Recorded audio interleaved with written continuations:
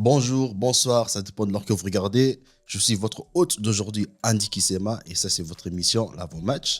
Mais je ne le fais pas seul, je suis avec mon petit frère, Aaron. Toujours des gars, Bien quoi? on est là, ça va, on est content. Ouais, je crois, on va directement commencer. Direct. Bet first. First and fast. L'avant-match, je crois, le premier match, le premier match qu'on va prendre, c'est l'Atlanta contre les Napolitains. Ouais. C'est en fait le numéro 2 contre le numéro 1. T'en penses quoi? Par rapport à ce match, bon, c'est un match équilibré. C'est vrai que Naples, ils ont 32 points. Et par rapport à cette année, ils n'ont pas encore perdu de match en Serie A. Ils ont que 2 matchs nuls et 10 victoires. Donc, c'est-à-dire qu'il y a une évidence que dans la logique des choses aussi, par rapport au système de jeu qui rapporte aussi, avec Osimhen, Zambi Aguissa, Kim Min-jae. Donc, ça veut dire dans chaque secteur, que ce soit en défense, milieu de terrain, ils ont certaines capacités qui sortent au-dessus de l'eau par rapport aux autres clubs en Serie A.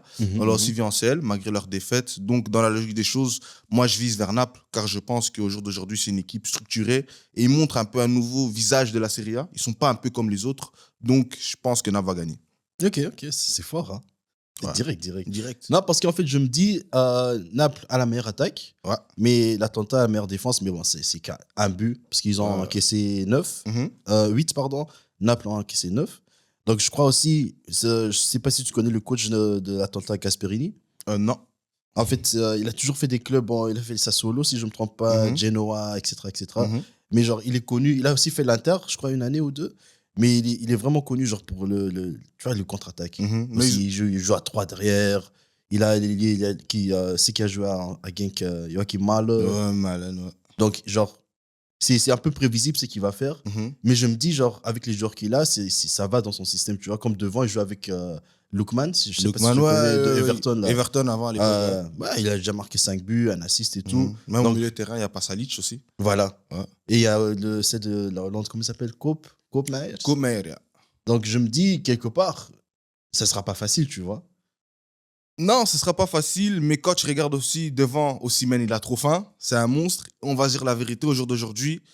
En Serie A, tu vois, il y a des clubs comme Atlanta, Milan, Inter, sans manquer de respect à la Serie A. Mais on le voit aujourd'hui face aux grands clubs européens. On voit que la Serie A manque, mais on a l'impression que cette année, Naples arrive à renverser la tendance. Donc, pour moi, je vois pas pourquoi ils vont perdre aussi par rapport à la lancée qu'ils ont et par rapport aux résultats qu'ils fournissent et par rapport au jeu. Parce que quand tu regardes bien Naples, leur jeu par rapport aux autres équipes, c'est pas l'aspect, tu vois. Parce que l'habitude, les gens disent, ouais, la Serie A, c'est pas un championnat qu'on aime regarder. Mais quand tu regardes Naples, C'est quelque chose d'autre. c'est quelque chose d'autre. On dirait qu'ils ne jouent pas en Serie A. Tu vois ce que je veux dire? Donc, je veux dire, par rapport à l'aspect qu'ils proposent, moi, j'ai un Naples gagnant et même un petit 2-0, mais pas plus. Parce que c'est vrai qu'Atlanta, c'est une équipe qui construit, qui joue le jeu, comme tu dis, joue en 3 en défense. Donc, il y a une certaine différence. Mais par rapport au jeu que Naples ils fournissent, ils sont surtout dans l'offensif. Quand tu vas toujours, il y a leurs ailiers qui montent, centre, goal. Frère, aussi même. Un physique, c'est fini. Hein. Non, mais tu sais, chez Naples, j'aime bien leur milieu de terrain, en fait. Ouais. Genre, il y a Anguissa, Anguissa est très bon. Ndombele, Lobotka, Ouais, Lobotka. Zielinski et tout ça. Moi, je me dis, en fait, peut-être on a déjà les champions, parce que tu vois, s'ils gagnent, genre, ils auront 8 points d'avance Ouais, 8 points sur d'avance. Atlanta. Bah, il y a Milan qui est juste en dessous. Mais bah, Milan. Non, mais il faut dire aussi, il y a aussi la Coupe du Monde qui arrive. Donc, c'est pour ça, moi, j'aime pas juger avant la Coupe du Monde parce que l'effort qu'ils vont fournir à la Coupe du Monde, il y a aussi un après-Coupe du Monde. C'est bien d'être fort au début. Maintenant, c'est la longue durée qui compte. Maintenant, bon, s'ils gagnent, OK, ça va prouver qu'ils ont une certaine assurité sur la Serie A, qui domine. Mais il faut aussi se dire, c'est le dernier match avant la Coupe du Monde. Donc, est-ce qu'ils vont revenir à la Coupe du Monde avec le même état d'esprit ou est-ce que les joueurs seront déconcentrés? Mais ça, c'est pour chaque club. Mais bon, vu que là, ils ont une certaine avance, est-ce qu'ils seront dans le même état d'esprit? Et c'est là que je vais voir Naples. Il n'y a pas tout le monde qui part non plus. Hein, la Coupe Ouais, du c'est pas Monde. tout le monde. Mais quand même, ouais, Mais- t'as raison. Mais donc, toi, tu dis 0-2, Naples? Ouais, 0-2 Naples. Bah, moi, j'ai vu, ils ont les grands matchs qu'ils ont joués comme contre la Rome et tout, c'était genre toujours juste. Donc, je me dis 1-2. Mais Rome aussi, c'est une équipe face. Mourinho, tu vois, face aux grandes équipes aussi, il se laisse pas faire. Bah, maintenant, je me dis 1-2 Naples. Ouais. Bah, passons au deuxième match d'aujourd'hui qu'on va prendre. C'est les Marseillais contre les Lyonnais. Mais avant d'en parler, tu sais, je te laisse 2 minutes. Vite ton cœur. Tu dors. Ça fait 3 semaines depuis que j'ai commencé l'émission. Je viens dans l'émission, je parle de toi. Comment? Non, je vais être calme. Comment tu peux pas prévenir tes joueurs? Non. Non, Fais comme tu veux. Vite. Comment tu peux pas prévenir tes joueurs que on va se qualifier pour l'Europa League? Chancel Mbemba, après le match, il dit le coach nous a rien dit. Frère, on maîtrise jamais les matchs. Ouais. Le dernier goal, Guendouzi, c'est mon chouchou. Il perd la balle, il court pas, frère. Tu vois ce club? J'en ai marre. Sinon, je vais avoir des problèmes de tension comme les papas congolais. Donc, ça veut dire que je vais rester calme, j'ai respiré, j'ai accepté. On est dans la même... Frère! Depuis 2008! Oh! Mais Marseille non plus, ça pète pas la forme. Hein. Je vois En Ligue 1. Je vois les derniers matchs. Vous avez... Tu sais, c'est quand la dernière fois on a gagné un match? Le 30 septembre. J'ai eu le temps d'aller à l'autre école. 30 septembre! Sans victoire en Ligue 1. Après, le coach, chaque fois, il dit « Oh, on a bien joué, on a bien joué. Si on avait marqué, on aurait fait du grand football. » Mais frère, le but, c'est de gagner, c'est pas de bien jouer, frère. Tu vois ce que je veux dire? Donc, moi, j'ai déjà dit cash. Face à Lyon, on va pas gagner. On va pas gagner. On va pas gagner. Là, Laurent Blanc, il ramène un nouvel état d'esprit. Il y a Boateng de retour dans le groupe avec Aouar, avec deux en attaque, Dembélé et Lacazette. Donc, Lacazette qui couvre un peu et puis Dembélé, là, la vitesse. Frère, avec la défense qu'on a, c'est pas équilibré, tu vois. Il y a des matchs où on est bon, il y a des matchs où on est faible. Donc, vraiment, défensivement, Marseille a un gros problème. On a voulu prendre Bailly. Il y a seulement Chancel Mbemba qui est là pour défendre, en fait, le mur. Mais même quand il fait rentrer des gens comme Kolasinac, des Balerdi, c'est pas assez, tu vois ce que je veux dire? Donc, je ne vois pas gagner aussi parce qu'on est en très mauvaise phase. Et tant que tu dois rester au club, il y aura du zouk. Les joueurs sont pas contents, il y a des problèmes à l'interne. Le transfert qu'on fait, c'est des transferts que je comprends pas. On dirait que c'est Anderlecht, mais en France. Tu vois ce que je veux dire? Il n'y a aucun sens. Donc, je ne vois pas gagner. Je suis cash. Est-ce que je peux dire que Bemba est le meilleur transfert de Marseille Bien jusqu'à sûr. présent? Bien sûr. Par rapport au match qu'il fournit, malgré qu'on perd, il faut regarder les performances qu'il fait aussi. Et je ne l'ai jamais vu faire un match où il n'est pas au-dessus de la moyenne de Marseille. Et pour moi, c'est le meilleur transfert. C'est le meilleur transfert. Il n'y a pas de débat aussi. Il est aussi venu avec un autre état d'esprit. Ok, j'ai envie de me prouver en France. Parce que moi, je me disais, je vais te dire la vérité. Je me dis, même pas à Marseille, est-ce que ça a marché? Mais quand j'ai vu le match face à Paris, là, et les matchs en CL, même si on était nuls, je me dis, c'est lui le meilleur transfert. Je vois pas qui d'autre. C'est pas Sanchez, hein. Lui, c'est une douille, lui. Bah, tu dis quoi alors, le score final? Score final, je vois un petit 1-2 pour Lyon. Parce qu'on est au Vélodrome, on va quand même marquer. Pour respecter les supporters. Mais j'espère qu'on perd, comme ça on vire Tudor. MDR. Bah, tu sais que moi, je suis pas avec toi. Hein. T'es pas avec moi? Non. Je me dis, parce que, ouais, en fait, l'équipe de Lyon, genre, disons les joueurs, je kiffe. Comme il y a le Loukeba derrière. Loukeba, ouais. Moi, je kiffe trop. Et même leur sélection, si tu vois, genre les noms, Aouar, tout ça, genre, tu te dis, en fait, Ouais, sur papier. c'est un top 3. Ouais, c'est un top 3. Mais je me dis, Laurent Blanc, il a encore besoin de temps. Tu vois? Et vu que Marseille vient d'être éliminé bêtement, je crois que ça va aussi faire mal et ça va leur donner cette motivation. Tu vois, t'as des fous comme des Guendouzi et tout. Eux, c'est des gens, dès que ça pète, là, tu vois, ils sont en forme. Tu vois? Ils sont en forme. Donc, moi, je dis un petit 3-2. Ouais, je peux te suivre. Tu vois, genre, quand on dit les animaux blessés, quand ils doivent se battre, là, ils deviennent forts et tout. Je crois vraiment ça. Mais Marseille, c'est depuis 2008, on est blessé quand même. Donc, quelle blessure? Je sais pas de quelle blessure que tu parles. Je sais pas si c'est une blessure phase terminale, il n'y a plus d'espoir. Bon, on va parler d'une autre équipe aussi qui n'a pas gagné, ça fait déjà un bon moment. C'est l'Antwerp. Ouais, Antwerp. Antwerp contre Anderlecht. Antwerp, je sais pas ce qui se passe avec eux, parce que, disons, les 5 derniers matchs, ils ont que gagné 2 fois, perdu 3 fois. Bah, ils ont perdu contre Standard, c'est normal. Ouais, c'est logique. Genk, c'est normal. Logique. Mais contre Charleroi, je me dis, tu vois, il se passe quoi, tu vois? Parce que, disons que Antwerp ne joue pas en Europe, donc pour eux, c'est genre chaque semaine, c'est un peu calme, vous jouez que le week-end. Donc vous avez tout le temps de se préparer, tu vois. Donc perdre contre des Genk à l'aise, contre le meilleur Standard, la meilleure équipe de la Belgique, Standard, c'est normal. Mais, genre, je me dis, il y a des matchs, Charleroi, parce qu'au début de saison, j'avais dit, genre, Antwerp, je donne le temps. Parce que le jeu n'était pas trop ça, mais les résultats étaient là. Et moi, je me disais, genre, avec le temps, le jeu sera là, et tu vas voir qu'ils vont jouer du beau football, mais de notre côté, ils seront aussi jouer genre du business. Mais je me dis, en fait, il n'y a pas ça. Il y a plus de l'individualité, tu vois. Bien sûr. Il y a des Youssouf, il y a Stengs, tout ça. Mais genre, il n'y a pas ce... Il n'y a pas un groupe. ce collectif-là, Ouais, tu sur vois. le terrain. Ouais. Et de l'autre côté, t'as Anderlecht, ça commence à revenir, tu vois. Ils viennent de gagner contre est-ce que Silkeborg, quelque chose comme ça. 2-1, je pense. 0-2, 0-2. 0-2, pardon. 0-2. Mhm. Il y a ça, depuis qu'ils commencent à jouer à 4 derrière, enfin, tu vois que petit à petit. T'as les- 3 victoires, là. Ouais. Non, 2 victoires et ils avaient fait match nul Match en nul. Europe. Mais ça se voit que Anderlecht, ça commence petit à petit. Tu vois, je vois aussi que Rafaelov, on donne plus en plus de responsabilités. Mhm. C'est aussi un des meilleurs joueurs, disons ça, pour être honnête, de l'équipe. Mhm. Mais ce match-là, je crois que ce sera un match ennuyant. Moi, pour ce match-là aussi, j'allais dire un match nul. Pourquoi? Parce que, comme tu as dit, les récentes défaites aussi d'Anvers, ça joue. Mais Anderlecht sont quand même sur une bonne série depuis qu'ils ont fait monter le coach de la réserve. Mhm. Il s'appelle Veltman. Veltman, ok. Veltman, depuis, il a ramené cette certaine fraîcheur avec 4 en défense. Moi, j'ai toujours dit que l'effectif d'Anderlecht, il est bon. Donc, ça veut dire que c'est vraiment un effectif qui doit jouer le top 5, top 4. Si on compare par rapport aux autres Oui, clubs de la JPLR Pro League, à part Bruges, ils n'ont rien à envier. Ils ont l'effectif, les qualités pour jouer pour.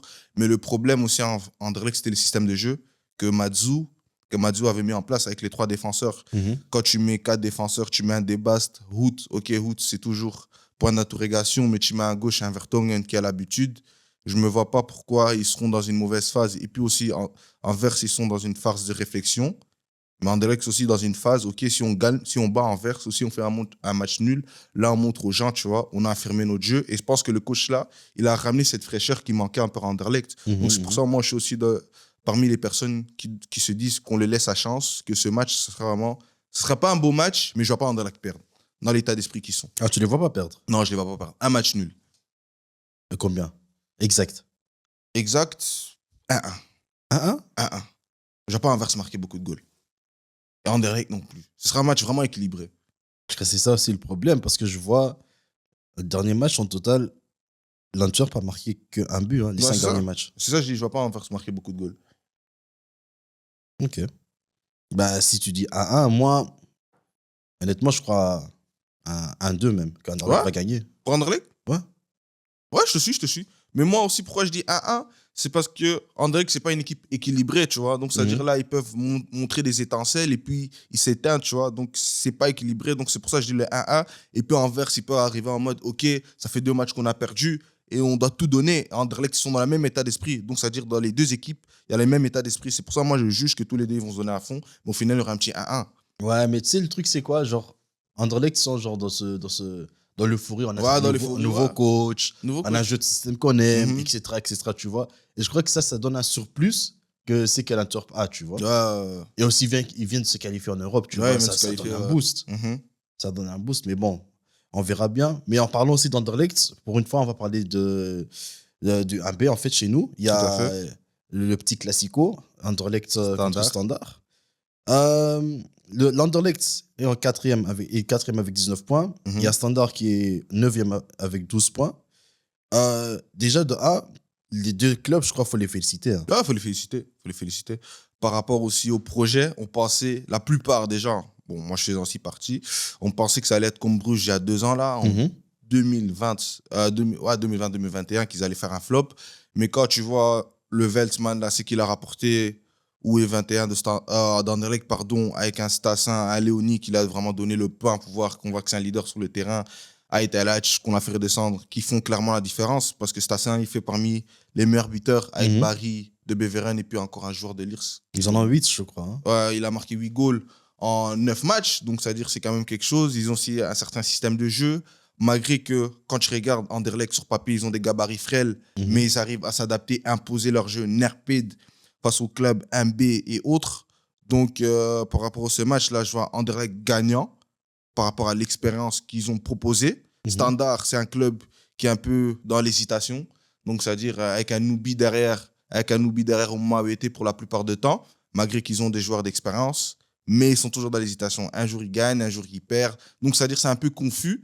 Et vu que c'est un classico aussi, c'est à Anderlecht. Mhm. C'est Anderlecht, je ne pense pas qu'Anderlecht va perdre devant les supporters. Surtout ce match-là, tout le monde sait c'est vraiment un match en jeune, chaque catégorie, tous les supporters sont derrière. Et puis Anderlecht connaît aussi l'enjeu. Ils veulent aussi montrer aux clubs de U21 qui sont au-dessus des autres. Et face à Standard, ils vont montrer ça. Ouais. Parce que tu sais, c'est que je trouve aussi marrant, c'est genre, allez, les semaines passées, il y avait beaucoup de supporters, même les clubs de 1B, genre pas les clubs jeunes, mais des autres clubs qui se plaignaient, Ouais, genre, ouais, il n'y a pas assez de supporters, il n'y a pas assez de ci, cela. Mais je crois, à Anderlecht Standard, que ça soit tous les niveaux, c'est toujours full. Ouais, c'est toujours full. C'est toujours full. Et puis, pour moi, les supporters ne doivent pas se plaindre. Parce que si tu veux une évolution pour les jeunes joueurs, parce que les jeunes joueurs, c'est ceux qui vont représenter le pays, ils ne doivent pas voir ça en mode, ouais, il n'y a pas beaucoup de supporters, il n'y a pas le plaisir, mais en mode, OK, on est là, on donne leur chance. Et puis, eux, ils vont monter. Parce que, frère, OK, il n'y a pas assez de supporters, mais vous n'arrivez pas à battre ces équipes-là. Donc, ça veut dire, tant qu'eux, ils ne dominent pas, tu vois, s'ils dominaient, tu vois, les clubs là, comme Dens et tout, Dender, pour moi, ils auraient le droit de parler. Mais du moment que tu perds face à eux, ferme ta bouche, regarde seulement et observe. C'est des petits de 16 ans, ils vont encore à l'école, ils mangent des tartines à midi, ils te mettent des leçons, toi, tu vas commencer à faire la bouche. Mais calme-toi, qui es-tu? Tu vois? Toi, t'es devenu agressif, toi. Non, faut dire la vérité. On est là comme on est. Non, mais toi, tu vois Anderlecht gagner? Ouais, je vais en gagner. Ok. Parce que le match aller, ils ont su gagner 1-3 au Standard même. Moi, je dirais la même chose, même si ça fait mal de le dire. Mais je crois aussi, côté expérience, je crois Anderlecht est un peu plus loin. Un peu plus loin. Juste un peu plus loin. Aussi, quand tu vois comment ils sont en train de jouer contre les autres équipes, genre contre des Dender, tout ça, comme tu dis, ils ont perdu contre Dender, mais tu vois, c'est pas une perte là où tu te dis, ils ont mal joué. C'est une perte où tu te dis, ah, mais pourquoi ils n'étaient pas assez efficaces, tu vois. Donc, je dis, aussi, ils sont quatrième, tu vois, ils sont qu'à 2 points du premier de Beveren et Molenbeek. Donc, pour moi. Mais le problème aussi au Standard, il faut se regarder par rapport à l'effectif. Quand tu regardes la plupart de leurs meilleurs jeunes, leurs meilleurs jeunes, ils sont en première. Et puis, il y a une réglementation aussi qu'ils ne peuvent pas toujours jouer en 1B, sinon il y a des limites. Donc, quand tu passes un Chanax, un 2005, tu vois, c'est des joueurs qui auront fait du bien, ils auraient fait peut-être une différence en 1B.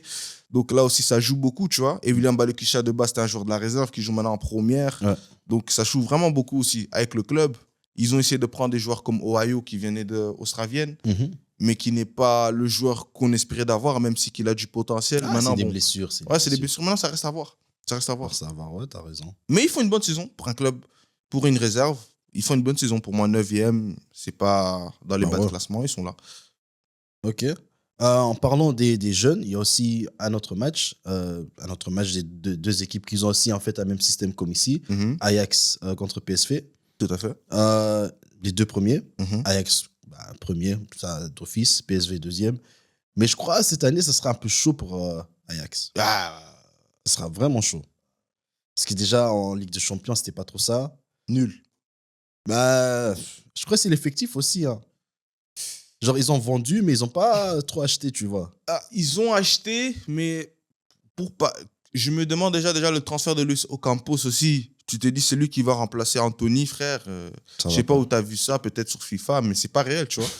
donc c'est-à-dire, pour moi, c'était vraiment une gestion du recrutement qui manquait. Ok, ils ont pris Bergwijn, mais Bergwijn, on voit qu'il est fort, mais il n'est pas régulier. On va dire la vérité. Et c'est pour ça, à Tottenham aussi, ça ne marchait pas. Et moi, je pensais qu'il allait venir en Eredivisie, il allait tout dominer. On a vu aussi dans les matchs en Ligue des Champions, c'est pas du grand Ajax, contrairement à PSV qui a battu votre équipe Arsenal. Équipe B. Équipe B, c'est battre, tu vois. Équipe B. Équipe B. Et puis, il y a aussi, du côté du PSV, il y a 2 joueurs, Gakpo et Xavi. Tout le monde parle d'eux. Pour moi, c'est les 2 meilleurs des Eredivisie.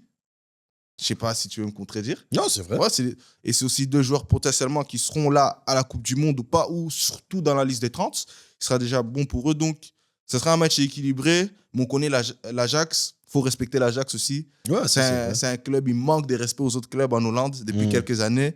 Donc, voir que PSV va battre l'Ajax, je me dis aussi, ok, c'est PSV, ils proposent du beau football, ils font des beaux matchs même en compétition européenne, mais ça reste l'Ajax, tu vois ce que je veux dire. Et je pense pas qu'ils vont se faire laisser battre par un petit frère.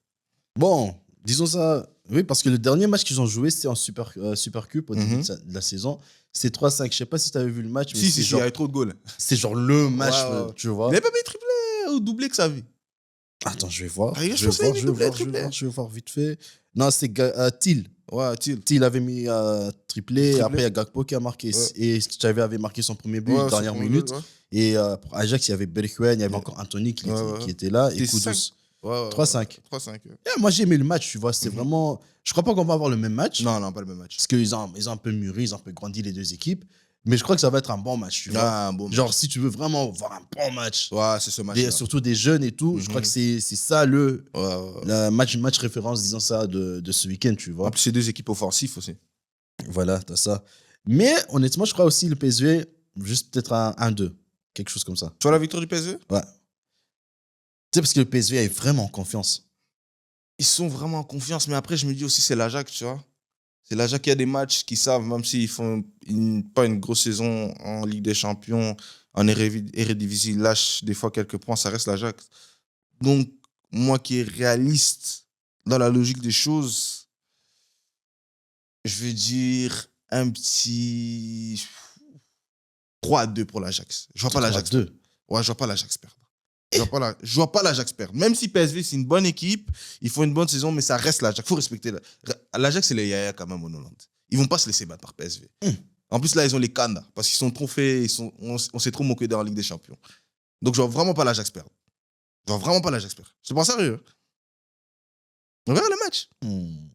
C'est à 16h45, c'est après l'église. On pourra regarder les matchs calmement. Ah, toi, t'es un ouf. Non, on prend le dernier match pour aujourd'hui. C'est un grand match à Londres. Chelsea-Arsenal. Déjà, moi, il y a Michael Oliver qui est l'arbitre. C'est un gars qui est toujours contre nous. Donc, on doit être efficace. Efficace, on marque 0-1, 0-2, 0-3. On arrête. Directement 5 holding. Troisième défenseur, directement comme ça. Sinon, ça va être chaud. Là, je te dis honnêtement. Et d'autre part, il y a Chelsea. Chelsea, c'est une équipe. Chaque semaine, ils changent d'effectif, ils changent de jeu. Mais ils ont aussi beaucoup de blessés aussi. Mais ils ont les points. Ouais, ils ont les points. Ils gagnent aussi les matchs. Donc, on ne peut pas dire que c'est mauvais, tu vois. Donc, je crois déjà pour la préparation d'Arsenal, c'est un peu chaud. Parce qu'ils ne savent pas à quoi s'attendre. Chelsea, de l'autre côté, savent que Arsenal joue de cette manière, à un pressing, etc. etc. Mais genre, c'est sur le terrain que ça doit se décider, tu vois. Donc moi, je trouve ça difficile, en fait, En tant que fan d'Arsenal, je dirais Arsenal, tu vois, ça c'est logique. Mais genre, dans la logique des choses, surtout quand on va jouer à Chelsea, Stamford Bridge. Je me dis, ça sera peut-être quelque chose d'autre, tu vois. Je dis pas qu'on va perdre, ça, on va pas perdre. Ouais, vous allez pas perdre. Mais c'est genre un match, si on n'est pas à 100%, c'est match nul. Ouais, moi j'allais dire ça, match nul. J'allais dire ça, match nul. Je te suis complètement aussi. Arsenal, c'est une équipe qui est vraiment dans l'esprit, vraiment. En mode, ils sont dans l'euphorie. Il y en a qui disent déjà qu'ils vont être champions. On verra. Non. Donc, ils sont dans une certaine euphorie. Et puis aussi, face aux grandes équipes, ils ont quand même montré une certaine efficacité. Chelsea est toujours en période de doute. Comme Alex, je commence à comprendre Alex quand il dit c'est un club au hasard. Tu vois, c'est un club au hasard, vraiment. Donc, il a raison. Aléatoire. Donc, c'est-à-dire, s'ils gagnent, c'est pas en mode ça va me choquer, mais s'ils perdent, ça va pas me choquer non plus. Donc, ça dit, j'attends rien de Chelsea. Kibo, c'est pour toi, j'attends vraiment rien de Chelsea. S'ils gagnent au match nul, tu vois, Chelsea, c'est un club, quand ils font match nul, où ils gagnent, où ils perdent, c'est pas en mode tu dis waouh. Tu vois, en mode personne ne savait que ça allait arriver, tu vois. En mode Chelsea, c'est un club, s'ils gagnent, ok, ils ont gagné. S'ils perdent, ok, ils ont perdu. Donc, aussi, mais ça reste Chelsea, je respecte aussi. Mais je vois pas Arsenal perdre et je vois pas Chelsea prendre le dessus aussi par rapport au jeu qu'ils proposent ces derniers temps. Donc, je vois un petit match nul. Parce qu'Arsenal, c'est aussi un club qui est très stable. Et je pense qu'Arteta va jouer sur ça. Il va jouer la carte de la stabilité. Il ne va pas jouer la carte de vouloir dominer Chelsea parce qu'il sait que derrière, sur papier, Chelsea, ils ont des gros joueurs individuels. Donc, il ne va pas jouer cette carte vraiment d'offensive. Je pense qu'Arteta va plutôt centrer sur ce jeu de garder le score et de créer une surprise quand il y a une occasion. Donc, c'est pour ça que je vise le match nul. Ouais. Mais comme tu as dit, je viens de regarder, il y a blindé de blessures, en fait. Ah, il y a beaucoup. Fofana n'est pas là. James, Kanté, Kovacic, Kepa, Chilwell qui vient de se blesser. Il y a Zakaria qui avait joué, mais il avait un peu mal. Donc, je ne sais pas s'il va jouer. Alors que de notre côté, il y a juste Matt Turner, on s'en fout de lui. Et Smith Rowe. Mais c'est pas comme si Smith Rowe, vous avez vraiment besoin de lui aussi. Ouais, t'as vu. Donc, je sais pas. Moi, je dis, c'est l'arbitre. C'est l'arbitre qui va tout décider. Parce que lui, c'est un aventurier. C'est vraiment un aventurier. Donc, tu dis match nul. Match nul. Pourquoi match nul? Match nul. Moi, c'est ou bien match nul ou bien Arsenal. Voilà. Ouais. C'est pas Paris. C'est pas Paris sportif. Hein. Tu mets deux cotes. faut se décider, Yaya. Match nul ou Non, victoire? Arsenal. Ok, Arsenal, victoire. Arsenal. Tu vois combien? 1-3. 1-3? 1-3. T'es cash quand même. Ah. 1-3. Ouais. Face à Genre, Chelsea. Si ça va être quoi? C'est genre Martinelli 0-1. Après, il y a Chelsea qui va revenir genre miraculeusement de nulle part. 1-3. T'inquiète. Après, tu vois, genre, les 20 dernières minutes, c'est là qu'on va commencer à pomper. Petit Ketia, Petit Eddy, il rentre, on joue 3-5-2. Papa. Gabriel, il va enfin marquer. Après, à la fin, Chaka. Tu penses qu'Arsenal va proposer vraiment du jeu offensif pour vraiment abattre? Parce que là, tu diras dire qu'ils vont abattre Chelsea. Tu penses? Ouais. Parce qu'Arteta, hein, c'est sosie de Guardiola. Ouais, mais tu vois des petites différences. Hein. Ouais, mais. Il y a des petites différences. C'est genre, tu vois, Arteta, c'est genre, comme la décision qu'il a prise en demi-finale. C'était demi-finale, ouais. Genre d'enlever De Bruyne. Ouais. Arteta, il va jamais faire ça. Ouais, il va jamais faire ça, ouais. Ça, il va pas faire. Mais tu vois que c'est ça que même le match qu'on avait contre Southampton, c'était un match nul, mais tu vois qu'il veut toujours donner. Tu vois, toujours de l'avant. Ouais. Donc c'est pour ça que je crois qu'il quelque part, il va pas vouloir défendre tout le match, tu vois. Mais on verra bien. Mais bon, je crois qu'on a passé tous les matchs. Est-ce que tu as encore quelque chose à dire? Non, regardez juste les matchs. Hein, et abonnez-vous. Abonnez-vous. Je passe encore un bon anniversaire à Yaman Munga et Taras. Je vais aussi faire quelques dédicaces. Des Vas-y. me demandent. Dédicace à Alan Ebeka. Dédicace à Giovanni Mbemba. Dédicace à Mendez. Bon, je vais faire trop de dédicaces, sinon c'est faut que j'arrête. Tu sais, prochainement, en liste. Ouais, liste. On va avoir des listes. On Marcel sur Snap. Vas-y, les gars. Bon, un bon week-end à vous. On se retrouve mardi. Hein. Toros.